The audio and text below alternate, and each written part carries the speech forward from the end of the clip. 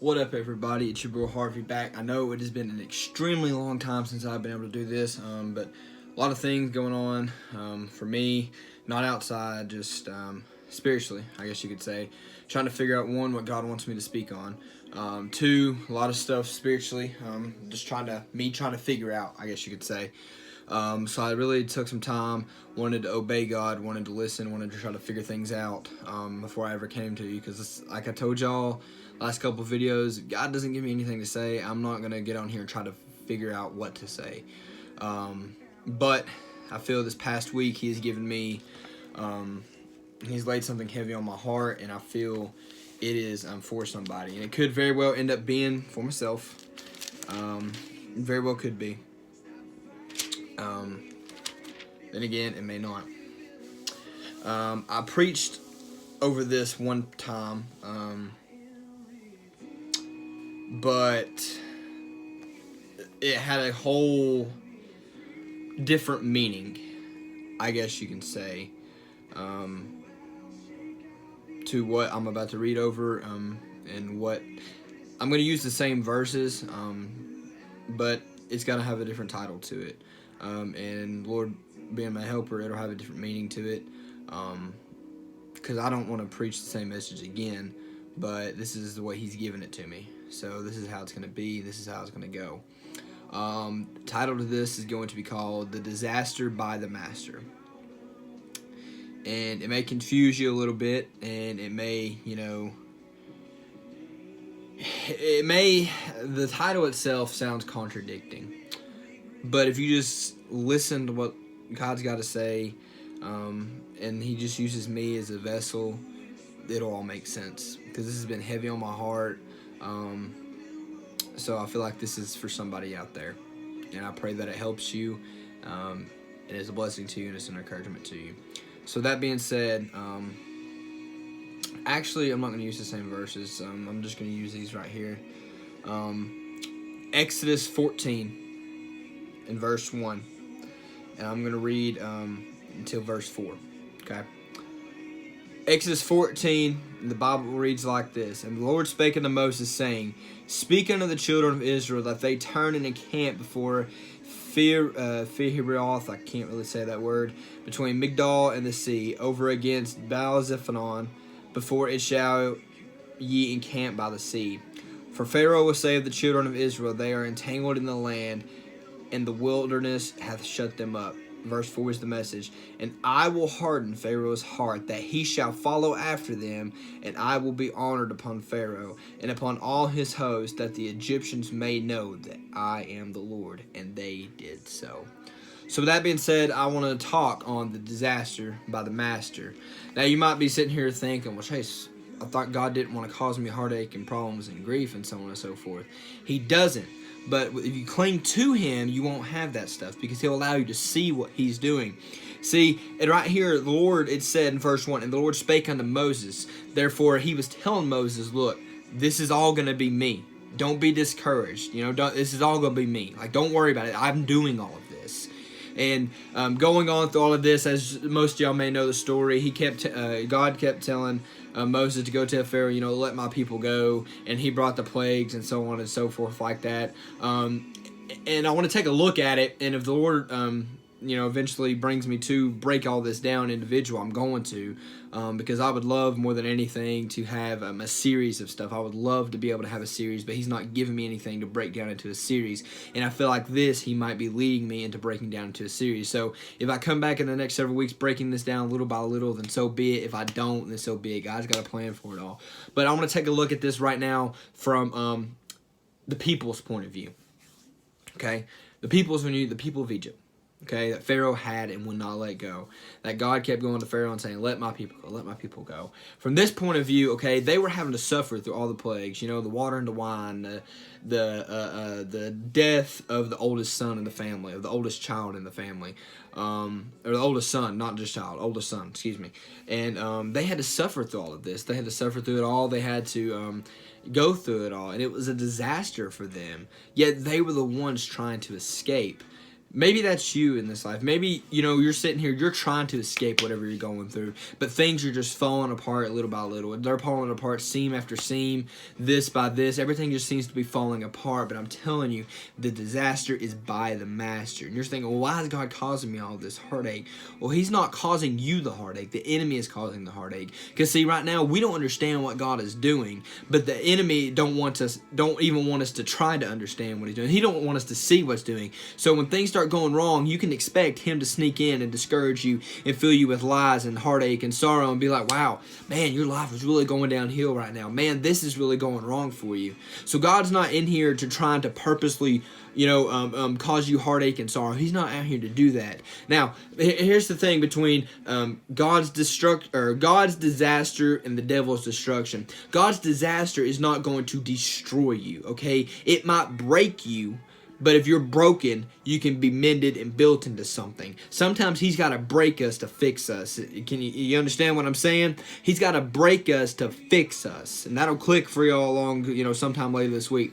The devil's destruction is out to literally destroy you, where you are unusable, to where you can no longer be used. He will do his absolute best to make it where you are unusable by God. And he will do his best to convince you that you are unusable by God. He is out to steal your faith, steal your happiness, kill your faith, and destroy you spiritually. That is what the devil is out to do. And that's what the word says. He's out to steal, kill, and destroy. Steal your happiness, kill your faith, and destroy you spiritually. That's all he's out to do. And if he can take what God is doing, just like with Job, okay? You could say, yes, Jesus did not necessarily, or God did not necessarily do the disaster himself, but he allowed the devil to do it. So do all those things to Job. He just said, don't touch his soul. So technically, you can say the disaster was planned by the master. And even during that time, Job was able to stay faithful. He was, able to say, the Lord giveth, the Lord taketh away. Blessed be the name of the Lord. And during that time, the enemy used his wife to say, why don't you just curse God and die? For doing all of this stuff. Why don't you just curse him and die? And he says, thou speakest as a foolish woman. So that's what the enemy's going to do. Just because God is doing something and you might not know what's God, don't let the enemy sneak in with lies and tell you that all these things are going wrong. All these things are your fault. That God doesn't love you. He's making all this stuff happen because he's mad at you. He doesn't love you. He doesn't care for you. When all those things are a lie, because this word right here contradicts everything the enemy can ever tell you. You're not loved. God says, for God so loved the world. You're part of the world, that he gave his only begotten son, that's whosoever shall believe in him shall not perish, but have everlasting life. You say, well, God's left you. Bible says he'll never leave us nor forsaken us. He'll go all the way with us even until the end of the world. So every single lie you can hear the enemy speak, because that's his native tongue. The enemy's native tongue is lies. I'll get my words out here in a minute. The enemy's native tongue is lies. So if he's out there speaking lies to you, if he's just speaking to you in general, it's a lie. That's his native tongue. That's all he knows is lies. He's the father of lies for a reason, because that's all he knows. So don't sit there and think during this troubling time that, God is mad at you. He hates you. He's so done with you. He is trying to destroy you. That's not the case. All this disaster is by the master for a reason. The Bible says everything works out according to the glory of God. So somehow, some way, God is going to get glory from this. In this case, maybe when he was talking to Moses like this, he was saying that I may receive honor from Pharaoh. So it's saying he was going to have to do some things in order to get Pharaoh's attention and his honor. So when he hardened the heart of Pharaoh to make him angry to go after the children of Egypt that he just let go, it was all so God could show Pharaoh just how mighty he was. That's why when he told Moses, turn around and stretch forth thine hand, and the water split, and a wall on the left and a wall upon the right, and they walked upon dry ground. That is why, because Pharaoh's seen all that and seen the wonderful works of God. And after all this stuff, Pharaoh honored God, all because that was part of God's plan, was that Pharaoh was going to honor him. He was using the disaster. So your disaster right now, it might not even be for you. It might be to see someone else. Because right now, Pharaoh interacted with Moses quite a bit. He interacted with Moses a lot. And when he seen Moses do that, and he had known all this stuff with God, because God kept telling him, Moses, go tell him, God said, let my people go, so on and so forth. Just, summary right there, just to summarize. And he kept doing that. So Pharaoh knew who Moses was for, what Moses was doing these things for, and who was on Moses' side, and more importantly, whose side Moses was on. He wasn't on Pharaoh's, but he was on God's side. And he kept, finally he just like, yes, let my people go, and so on and so forth. And finally he got mad and said, why did I let people go? Why did I let them go? I'm angry about that. I'm going to go. When really people would automatically assume that, oh, the enemy hardened Pharaoh's heart. And honestly, all this time, up until I preached that message and got to studying it, I thought the enemy done that because he didn't want to see God's people go. I thought that. But it clearly says in verse 4, for I, and if you want to know who I is, read up in verse 1. For the Lord spake unto Moses.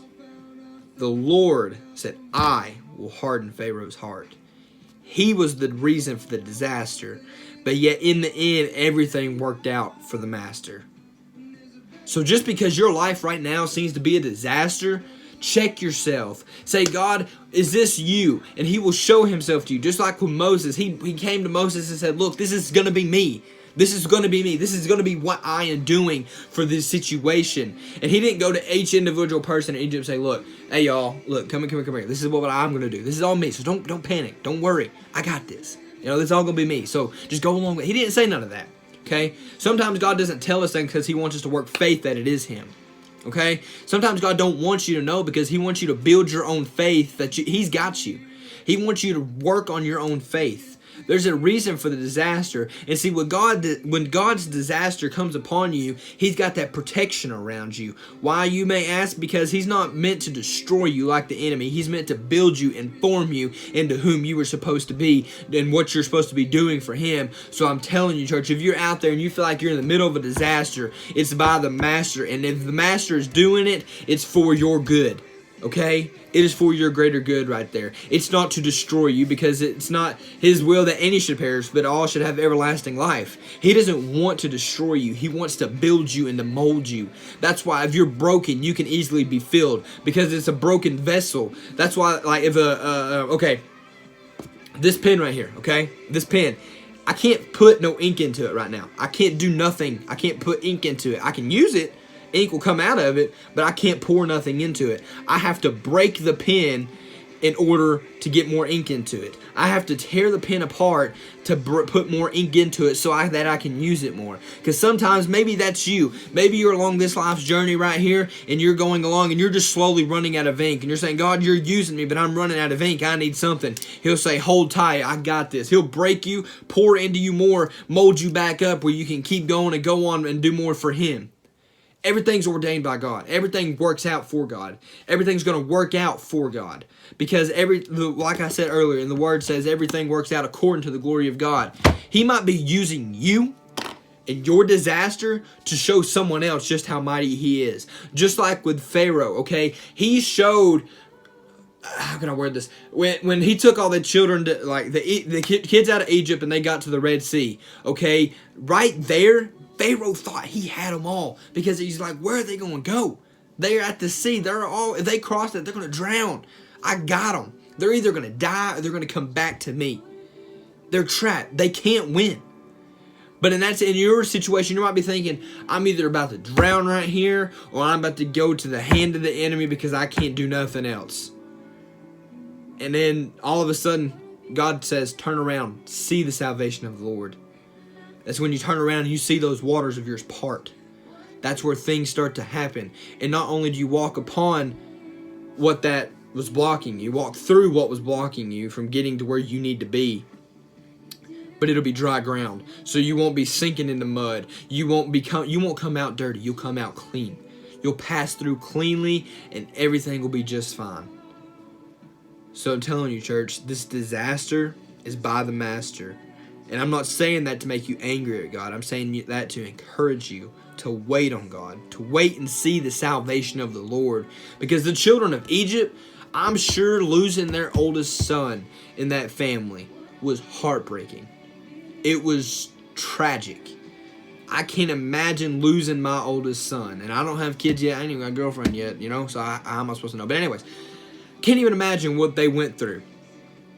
But I'm sure when they made it to the promised land, they were able to look back and say, God, it hurt then, but it was worth it now.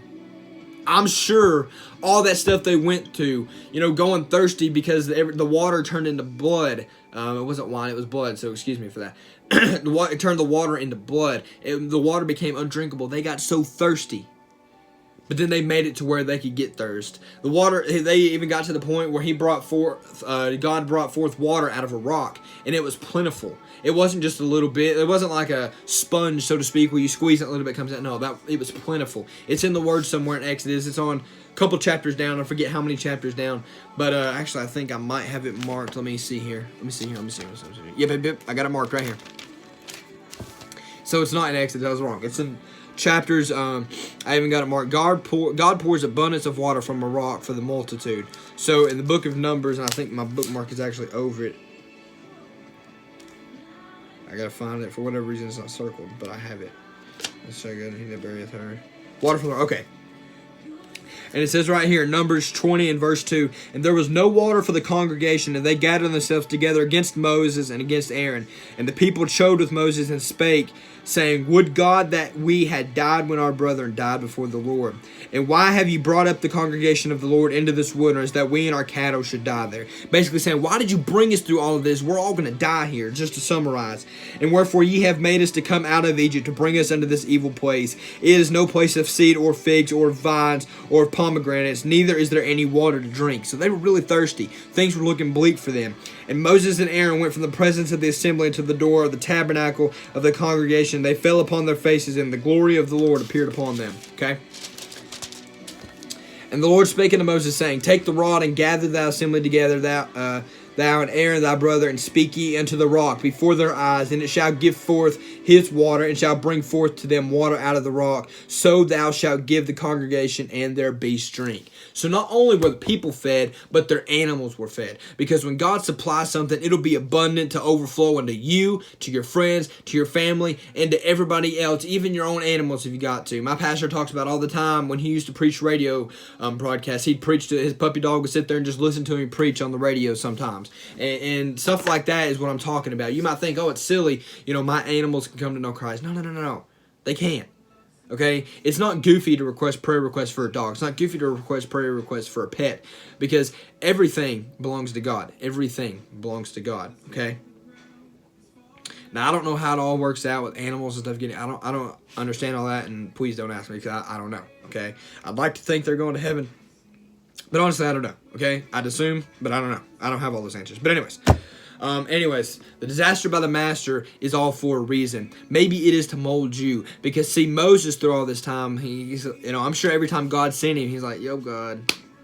He didn't say he was going to let him go the first time. What makes you think he's going to say the second time? So on and so forth. And the worst, the things God, Moses was probably sitting there thinking, and it doesn't say specifically in the word, but I'm sure just as any human would be when God keeps telling him to go do the same thing over and over and over and over and over and over and over and over again, they're like, yo, God, how many times are you going to send me this? There ain't nothing going to change.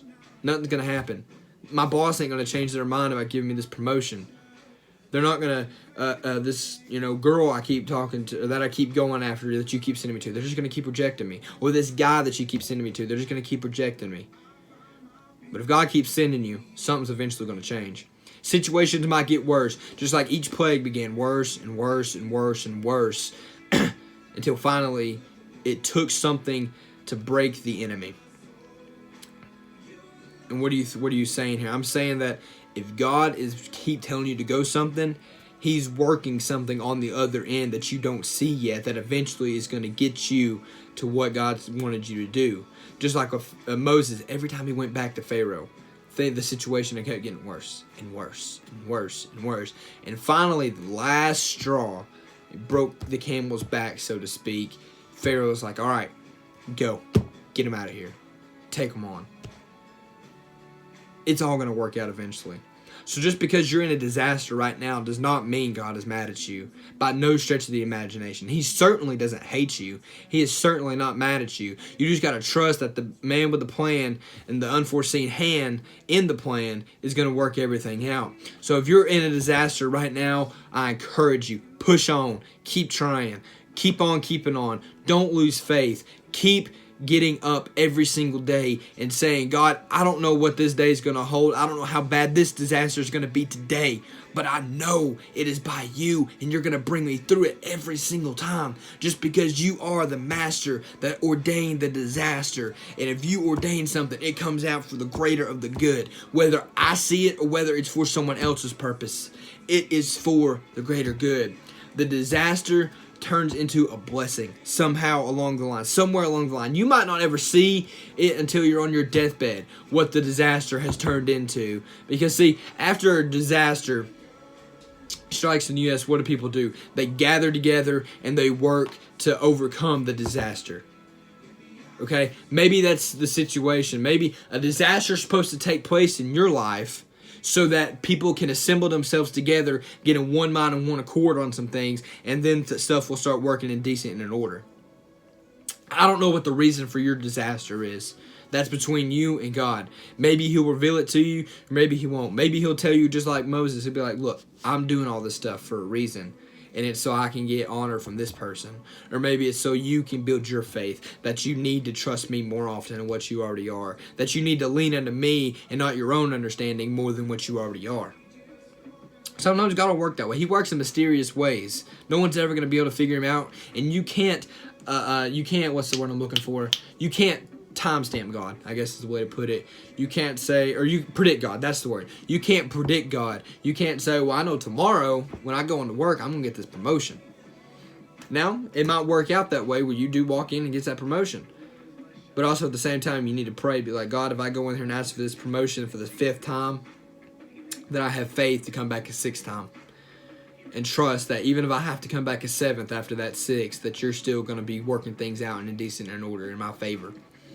Or whatever the case is, whether it's asking that crush you have, on a date. Lord, I've asked them 5 different times. I'm afraid they're going to block me. They're going to say things about me that I'm annoying, that I won't leave them alone, that I'm a stalker, that I'm saying that I'm doing so many things. But Lord, even if I go back the 6th time, when I go back the 7th time, maybe that'll be it. Today could be your day, church. It very well could be your day. Keep trying. Keep obeying God. Keep doing what he's got for you, because I promise you it's all working out. It might seem like a big disaster right now, but the Master has his unforeseen hand in the plan, and everything's going to work out just right. So with that being said, that's all I've got for today. I feel the hand of the Lord lifted off of me, which basically means to stop. I don't know if God's doing. I didn't know I was going to stay on that part of the story. I figured I was going to go all the way out through everything, but maybe God's fixing to work on a series. So y'all keep me in your prayers, that I'm obedient to God concerning this stuff, because I would love to do a series with some stuff like this. I would see pastors all the time do series, and I'm like, God, if it be thy will, let me have a series. I want a series to talk and encourage people. I want a series to sit down and help people. I want a series, Lord, if it be thy will. But if not, give me stuff that I'm going to say and that people will hear and be encouraged by you. So keep me in your prayers that I keep doing that. Keep me in your prayers that, when God gives me a series, he uses me and he wears me out on it. Whether it be for here or whether it be in a revival that I don't know I'm going to be preaching yet. Just pray God gives me a series somehow, some way, if it be his will. But if not, pray he gives me messages to encourage you and to uplift you and build your faith a little bit more. Anyway, so with all that being said, Mirtana 1's not preaching anywhere anytime soon. I'm working on trying to get a video of me and him. It's going to be a pretty funny one. I can't get certain people, Madison, to help me out on working some things. But yeah, it's difficult. For those that don't know, Dad had surgery last week on his shoulder. Nothing serious or nothing like that. He's doing well. Keep him in your prayers. He's fixing to start therapy next week or the week after. So keep him in your prayers. Keep Mom in your prayers, because sometimes her patience wears a little thin with Dad wanting to do this, do that. And he's not being annoying. It's just, if y'all know Dad, he hates to sit around. He wants to do something. Even if it's just, he's had me do some stuff, and I'm telling you, it's just because he's bored, and since he couldn't do it, he wanted to watch me do something. I'm telling you, that's what it had to be sometimes. But yeah, just keep all of us in your prayers as we take care of him and walk with him through this journey, because he's never had surgery before in his life, not even wisdom teeth or tonsil surgery. He's never had surgery before in his life on anything, man. So this is a new territory for him, but God's been walking with him every step of the way. Things have been going good. He's not giving us any problems whatsoever. The only problem is keeping him inside where he don't take a chance at falling and hurting it more. Keep Tanner in your prayers as he transitions from high school into college. Pray for me. I got a lot of things concerning the job, not the current one I'm on, just many different things.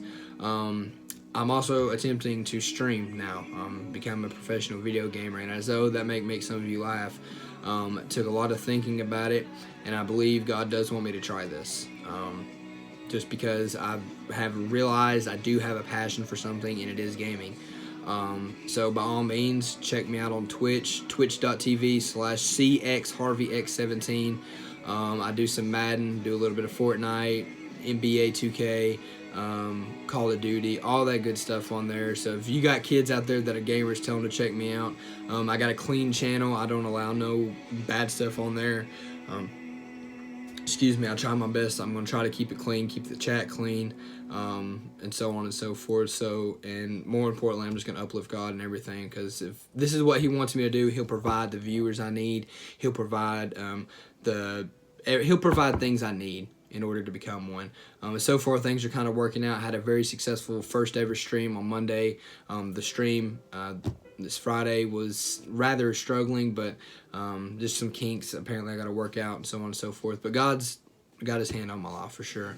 And if this ain't it, pray that he shows me where he wants me to be concerning a job, because I love training people. I love being a personal trainer. I love working with the people that I work at now with the Silver Sneakers group. I love gaming. I love being entertainment to people, from the people that have commented on my stream and told me that things. I love doing this right here. This will always, until God says, son, I'm done with your online ministry, then that's going to be, I'm going to keep doing this too. I don't plan to pull in money from doing this stuff. That's why if I ever make it big on YouTube, these videos will not be monetized. They will not have any source of income coming off of them unless God says, I want you to monetize them. So unless God tells me otherwise, these videos will never bring in any income. Only the other videos, like my vlogs, I plan to start doing once I get a camera. The videos me and Tanner might do will definitely probably have some stuff to go with it where I can make a little bit of money. But anyways, all that being said, just keep me in your prayers concerning jobs and financial stability and other things like that. I don't think there's any other prayer requests. Oh, I gotta do my shout outs. I didn't do them this week. Forget his name. So Bree, if I got your brother's name wrong, forgive me. I want to say the notification said Jay Simmons. If I'm wrong, forgive me. I just can't remember what the notification said. So Jay, appreciate you, buddy. Appreciate the subscription on my YouTube channel. My friend Olivia, that I met through Twitter and stuff like that, she subscribed. Girl, I appreciate you for watching and everything. And if I forget anybody else, I think those are the only two new ones I got over time. Because like I said, I've gotten more subscribers, but YouTube don't always tell me who they are. Like, I might get a random notification here, there, and yonder, and I don't know who they are. And I don't always get notifications for every single one. I don't know why, but I just don't. So please, please, please, if you subscribe to my channel, send me a screenshot so I know you've done it, and I will be more than happy to shout you out, because without y'all, the word wouldn't spread without you sharing the videos, liking and commenting on them, so on and so forth. So I thank y'all so much for all that you do. I thank you for everything, and y'all are a big help to this ministry. See, I don't think I got any other announcements. Oh, I still have this Bible, okay? I still have this Bible. I know it's a New King James, but for someone who don't have a Bible, it's at least a good start somewhere for a Bible. And yes, it's pink, okay? So guys, don't think you don't need to hit me up if you need a Bible. I'm not going to shame you. I'm not going to put you down and make fun of you for having a pink Bible, because it doesn't matter what's on the outside. All that matters is what's on the inside. So if you need a Bible, know of someone who needs a Bible, please hit me up in the DMs, text me, whatever the case is. I'll be more than happy to meet up with you and give you this Bible so you can gift it to them. It's brand spanking new. I think they left them out for Dad and those people at work at his work in the squad room, and there were several left over, and Dad just picked them up for extras for us to give out. or for him to give out to. He gave one to Mom or something like. I don't know how I ended up with this one, but either way, I'm thankful I ended up for it. So please, please, please, if you know of someone who needs a Bible, don't worry if it's pink, fellas. Okay, just worry about what's on the inside. If you know of someone who needs a Bible, or if you need a Bible, hit me up. I'll be more than happy to meet you and give it to you so that you can read it, or you can give it to the person you feel the need to give it to. So please, by all means, and like I said, New King James, but for someone who don't have a Bible, it's a start. It's better than not having one, all right? So with that being said, knowing that me and Tanner's not preaching anywhere anytime soon, I don't think there's any other big announcements I'm supposed to make. I got all the subscribers, or at least the ones that it showed. Yeah, I guess that's it. So anyways, sorry it's been so long. Hopefully I'll be back next week. Keep me in prayer about a series, or just another message in general. So with that being said, I love all y'all. Thank y'all. God bless.